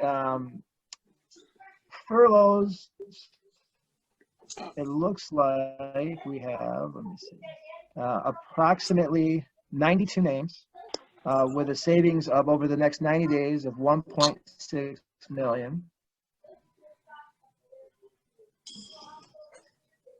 The layoffs that we have, approximately 125 names. The layoffs are layoffs, and so they're longer than 90 days. That's approximately 2.5 million of savings. Okay.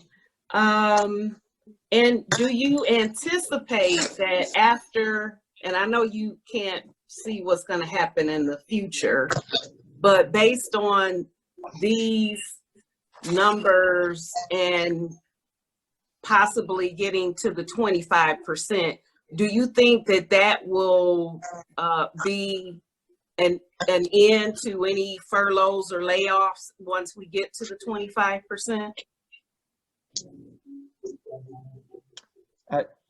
I don't know. There's no way for us to tell. Okay. Thank you. Thank you. Are there any other questions from commissioners at this time? Yeah, Colleen, Madam Chair. Commissioner Colleen. Thank you very much, Madam Chair. We're looking at two series of budgetary decisions that the commission's going to have to make. One is the 152 million or so for the current year. And then when the budget comes later this summer, we're going to have additional budget decisions that the commission will have to make at that point. My question and the three proposals today go to the current $152 million deficit that we need to close by the end of the year. You know, we all read the press release about a week ago that you talked about in Ways and Means Committee, and there was a list there of how to close that 152 million, but it didn't come with a lot of detail, like, you know, how much money out of the tax delinquent tax revolving fund and some of the other things that were presented there. But since these are choices that the commission is making on the 152 million, I don't want to do this. What I want to say, well, what my question is the executive going to come with a more detailed $152 million plan? Because I don't want to make decisions. I want, if I have decisions to make and choices to make, I want to know what those choices are. I don't want to do them piecemeal, one by one. So at what point, and I know everything's fluid and the House in Washington is going to be out till next week. They could change things. A lot of things could change. Right. My question is, for the 152 million to close this year, when is the commission going to be able to reasonably look at what the plan is to close that so that we can make good decisions and we don't do it piecemeal? Right. I'm hoping that we can come before you in June with a plan. You know, I think you're right in to say that it's hard to make decisions one by one. And I think that's why this furlough option is a flexible option, right? It is you know, not a straight layoff option because it provides that set of flexibilities. But you know, we are in constant conversation with the other electeds and trying to, you know, refine the other points of that plan, as you mentioned. Well, I want to be able to avoid, to the extent I can, since it's a moving target, that we go about this as a plan and not about piecemeal. And unfortunately, I'm going to support the three items today. But unfortunately, of course, the first one that comes to me, to us, and I'm going to say in piecemeal fashion, I don't mean to insult anybody, but without the overall context of the 152 million, unfortunately, the first thing that comes to us is personnel. And so to be able to make a decision like that on personnel, I really need the context for where we're at with everything else. You know, this is a relatively small group of people and union leadership has agreed to it, so okay. But when we get into larger numbers with personnel, I can't make those decisions without knowing what the $152 million plan is or what the budget is that you're proposing for next year. So hopefully we'll have this discussion in June, if I hear you correct. That's my hope, yes. Okay. Thank you, Madam Chair. Okay, thank you, Commissioner. Commissioner Varga. Thank you. Khalil, Yes, ma'am. even though this is an agreement for the next 90 days, if there's any other plans that would make more sense or things change, I'm sure you would be, and I hope your answer is yes, you would be able to look at other things too and come back to us and present us another option if this is not needed, or if it could be put in some way to affect less of our workers, more volunteers. So could we say everything is on the table for discussion to try to find a way? Yes, absolutely. No, nobody in our administration doesn't want to, have these furloughs as much as anyone. We definitely don't want to do this. But you are seeing, a lot of other governments, around the country and locally here take very similar, cautionary steps. And, I think we have to, unfortunately, hope for the best, but plan for the worst. Thank you. I know that you will, and I know that you'll keep us informed under our such other matters as we proceed in ways and means at our usual meetings. Thank you. Yeah. Thank you. Are there any other commissioners? I don't see anyone else's hand up. Any other commissioners? Let me just say, Khalil, this is very dire times that we're in. Even with that, I think it's imperative that we continue to talk to all of our elected officials in Wayne County, as well as our union and our employees. Unfortunately, some of them, as was stated earlier, have not recovered from 5 years ago. And although this is, no fault of anyone's, we have to make sure that we are being as understanding to our employees who have done so much to keep Wayne County afloat over the years and do this delicately. The members that voted on these plans, I'll vote in affirmative with these today, but I ask and implore that you speak to the other union that had not voted on this to hopefully come up with some kind of agreement, because I surely don't want to see them lose their positions on furlough or layoffs at this point, and their insurance. So hopefully there can be some negotiations that can continue to take place, because we want to make sure that our hardworking county employees are protected as much as possible during this trying time. So with that being said, Vice Chair Pro Tem Ware? Yes, Madam Chair. Move approval. Is there support? I will move it, and you can support it. Duly noted. It's under government ops, right? Yes, ma'am. Moved by Commissioner Scott, supported by Vice Chair Ware. Any further discussion on 3, 4, and 5? Hearing none, roll call vote, please. Commissioner Anderson? Yes. Commissioner Basham? Yes. Commissioner Baidoon? Yes. Commissioner Clark Coleman? No. Commissioner Dobb? Yes. Commissioner Hayes? Yes. Commissioner Killeen? Yes. Commissioner Kniezek? Yes. Commissioner Marecki? Yes. Commissioner Baker McCormick? Yes. Commissioner Scott? Yes. Commissioner Varga? Yes. Commissioner Varga? Yes. Vice Chair Pro Tem Ware? Yes. Vice Chair Palomera? Yes. Chair Bell? Yes. Motion carries.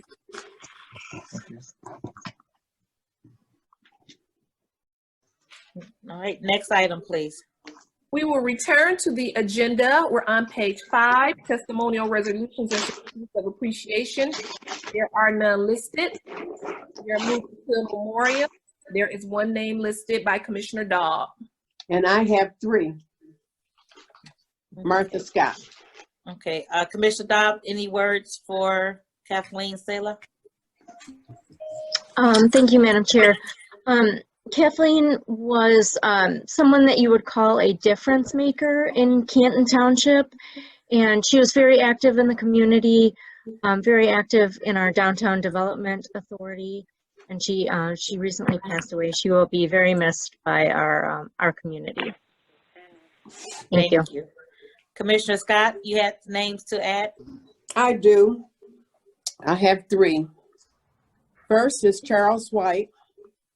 Charles was a person that worked with me. He was my deputy economic director when I was mayor of the city of Highland Park, and continued to work with me up until he became ill. He died from that virus also. And then I have 2 cousins, Maxine Langford, who is in my district. And by the way, Charles White is in Irma's district. I don't know if she knows him or not. And then Maxine Langford, who is my first cousin's wife, and Gloria Edwards, who is also another first cousin of mine's wife. All 3 of them died from this virus. So no, I am not willing for us to beat up on the governor now to open these.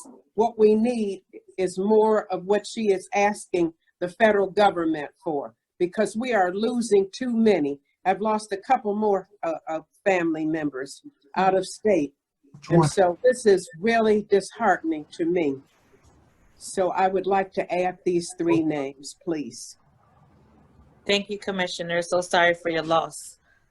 Any other commissioners like to add any names? Hold on a second. Any other commissioners like to add any names? Okay, hearing none, if we can have a moment of silence, please.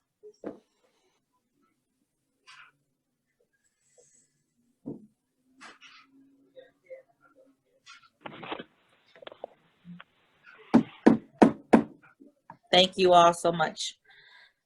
And again, we need to continue to pray for the families that we've lost, and continue to lift up in prayer those who are still ill and that they recover from this vicious virus.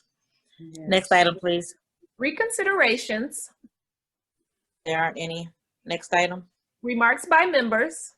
I'm sorry, there was one item that I need to have for reconsideration. I'm sorry. Andy, are you there? You said you needed to make a clarification to Daniel Baxter's report. Yes, thank you, Madam Chair. Daniel informed me, and I've issued it to all of your inboxes, the meeting today on the census with the communities. It's a 1:30 meeting. It is not a 3 o'clock meeting.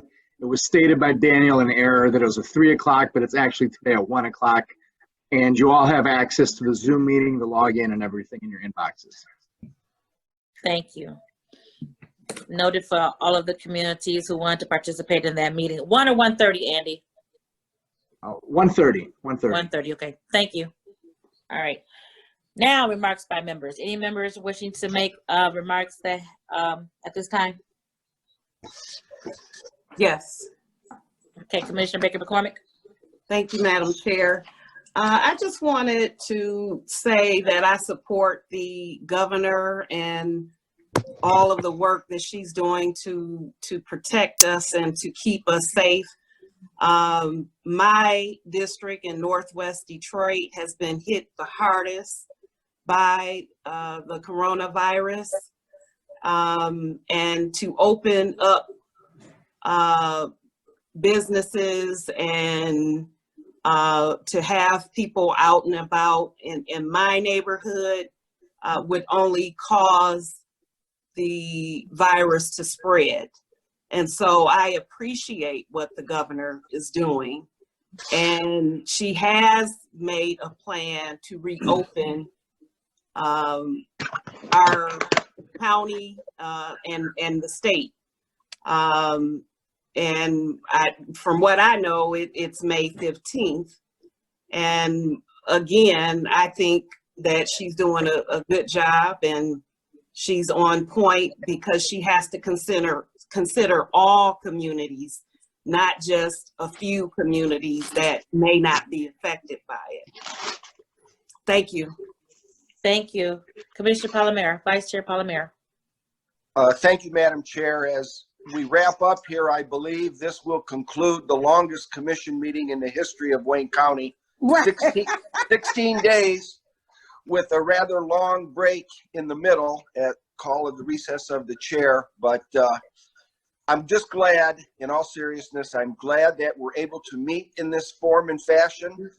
I believe it's going to continue probably longer than May 7th. And I probably also concur that it should. I think we should observe social distancing and safe measures and lead by example in these times. Thanks, Madam Chair. Amen. Thank you so much, sir. Any additional comments, remarks by members? Madam Chair. I hear the whole, cool with that. Commissioner Baydun and Commissioner Hayes? No, that wasn't Basham. Basham. Oh, Basham and Hayes. And then Marecki. All right, I have heard you talk about the muting our phones and things like that, and I've heard Commissioner Palmera talk about the longest commission meeting. If we make them any longer, I'll be mutilated. So I'll just. Thank you, Commissioner. Commissioner Hayes. Thank you, Madam the Chair. I've been listening to so many opposition or supporter on both sides. Some support the governor and what she's doing, and some disagree. But in my heart, in my opinion, it's my personal opinion, and I think I see some of my colleagues share that. You always, when you have a difficult and tough time, you prepare for the worst and hope for the best, especially in Wayne County, where we have the highest death rate from the coronavirus in the state of Michigan.